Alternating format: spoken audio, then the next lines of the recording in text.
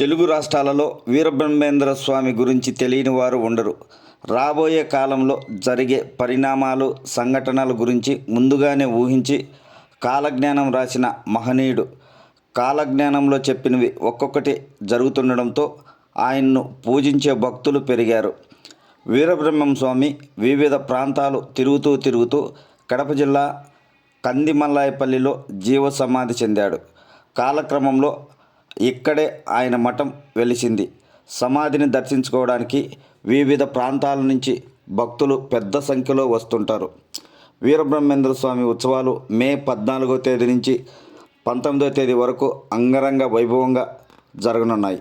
ఉత్సవాల్లో భాగంగా గజవాహనం, నంది, శేషవాహనం, నరనంది, దీక్ష బంధనాలంకారం ఉత్సవాలు జరుగుతాయి. అలాగే రథోత్సవం జరుగుతుంది. మే 17వ తేదీ బ్రహ్మంగారి సజీవ సమాధి నిష్ఠ పర్వదినం ఉంటుంది.